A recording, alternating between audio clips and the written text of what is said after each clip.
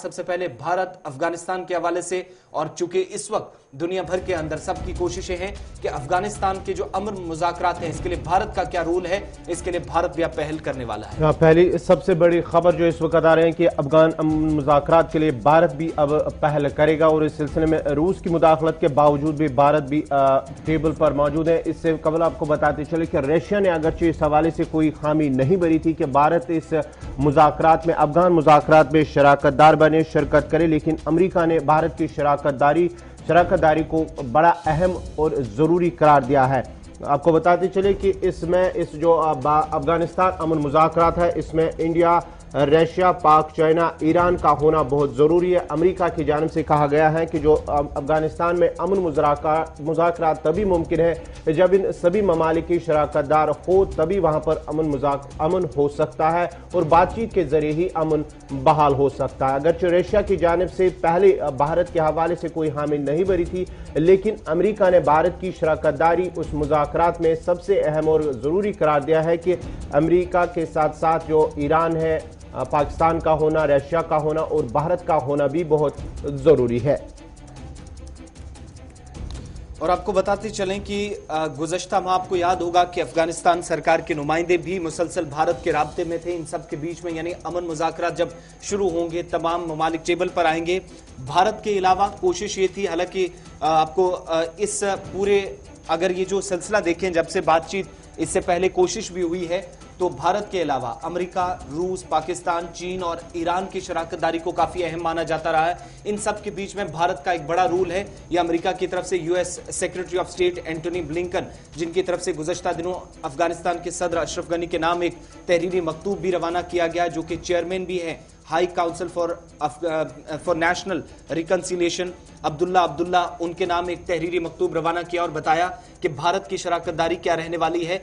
इस पर तफसील से गुफ्तगू करने की कोशिश की, लेकिन इन सब के बीच में जब रूस की तरफ से मुदाखलत भी की जा रही थी, इसके बावजूद भी भारत अमन मुज़ाकरात के लिए जो अफगानिस्तान के अंदर अमन कायम करने की कोशिश में इसमें बड़ा शराकतदार होगा भी और हो भी सकता है, जो अमेरिका का मानना है। इसी पर मजीद बात करने के लिए, इस पर तफसील से थोड़ा तज्जिया करने के लिए हमारे साथ इस वक्त ब्रिगेडियर रिटायर्ड अनिल गुप्ता साहब हैं, दिफाई तज्जिया निगार हैं और बेहतर तरीकों से चीजों को समझा भी सकते हैं। बहुत शुक्रिया अनिल जी ज्वाइन करने के लिए प्रोग्राम सलाम जेके में। ये जो अब एक पेशरफ्त हो रही है, अमेरिका ने भारत की एक तरफ हिमायत की है, रूस की तरफ से कहीं ना कहीं इसमें मुदाखलत की गई और उस लिस्ट में भारत का नाम नहीं था जो टेबल पर आए अफगानिस्तान के अंदर पीस प्रोसेस आगे चले उसमें भारत शामिल हो। किस तरीके से इस पूरी चीज को आप देखते हैं, और अगर इस तरह कोई डेवलपमेंट होती है, कोई पेशरफ्त होती है, तो भारत का कितना इंपॉर्टेंट रोल रहने वाला है इसमें?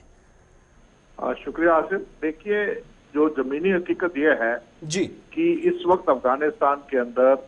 भारत का एक बहुत अहम रोल है। अफगानिस्तान की सरकार भी यही चाहती है, गनी साहब की सरकार है वो भी यही चाहती है कि भारत का जो रोल है वो कम नहीं होना चाहिए जब अमेरिका वहां से चला जाता है, और वो काफी हद तक भारत के ऊपर विश्वास करते हैं। इसलिए अमेरिका ने भी इस बात को रियलाइज किया है।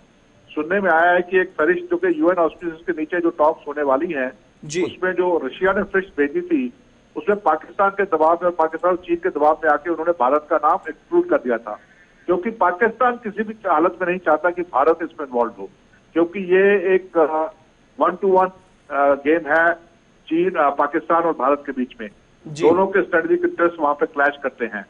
और पाकिस्तान, चीन और रूस की मदद लेके भारत को बाहर रखना चाहता है, लेकिन अमेरिका जो कि मेन प्लेयर है और यूएन में जिसकी चलती है, वो इस बात को मानता है कि बगैर भारत के टेबल पे बैठे ये बातचीत सुलह जो है वो नहीं हो सकती है। इसलिए ये बहुत कुछ आमदीद मैं कहूंगा डेवलपमेंट है कि अमेरिका के कहने पे भारत का नाम भी शामिल किया गया है, और आने वाले दिनों में जितनी मुज़ाकरात होंगी उसमें भारत का एक बहुत अहम रोल होगा, क्योंकि भारत का बहुत बड़ा स्टेक है। भारत ने इन्वेस्टमेंट की है,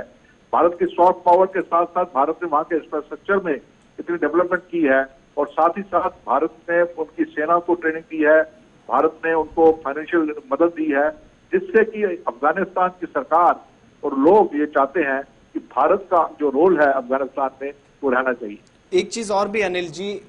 अगर ये सारा प्रोसेस आगे बढ़ता है तो क्या रूस की मजीद इसमें मुदाखलत कुछ हो सकती है? अगर ऐसा होता है तो क्या कोई आपसी जो ताल्लुकात है भारत रूस के उस पर कोई असर पड़ेगा? मुझे नहीं लगता कि बायलैटरल रिलेशंस पे कोई फर्क पड़ेगा। देखिए, कुछ जियोपॉलिटिक्स में कई चीजें ऐसी होती हैं कि कुछ किसी के कहने के ऊपर कुछ हरकतें की जाती हैं, लेकिन बायलेटरल रिलेशन जो है भारत और रूस के बहुत स्ट्रांग है, उन पर असर नहीं पड़ेगा। बहुत बहुत शुक्रिया अनिल गुप्ता जी हमारे साथ रहने के लिए और ये बताने के लिए कि खदोखाल क्या है इस मुलाकात का। ये मुलाकात जब आगे बढ़ेगी, जब प्रोसेस पूरा शुरू होगा, तो उस वक्त क्या कुछ उम्मीदें की जा सकती है। अमेरिका, रूस, भारत, चीन, पाकिस्तान और ईरान जब अमन मुज़ाकरात के लिए आगे बढ़ेंगे, तो क्या जो अमन कायम करने की कोशिश है सबके रोल को बराबरी पर देखा जाएगा या नहीं। रूस की तरफ से मुदाखलत की गई, लेकिन भारत इसके बावजूद भी एक अहम शराकतदार माना जाता है, क्योंकि अफगानिस्तान ने इसकी इससे पहले भी हिमायत की है और दिल्ली के अंदर जब रायसीना टॉक्स आखिरी बार हुए थे तब भी इस चीज का जिक्र अफगानिस्तान के सदर की तरफ से किया गया था। और अब यहां पर यह भी आपको याद दिलाते चले कि अमेरिका की भी तरफ से इसकी हिमायत की गई है। कुछ चीजें जरूर है, लेकिन जो ब्रिगेडियर अनिल गुप्ता साहब बता रहे थे कि जो आपसी शराकतदारी है, बेहतर ताल्लुकात अब तक रहे हैं, उस पर कोई मनफी असर मुरतब नहीं होगा, किसी तरह के असरात इस पर नहीं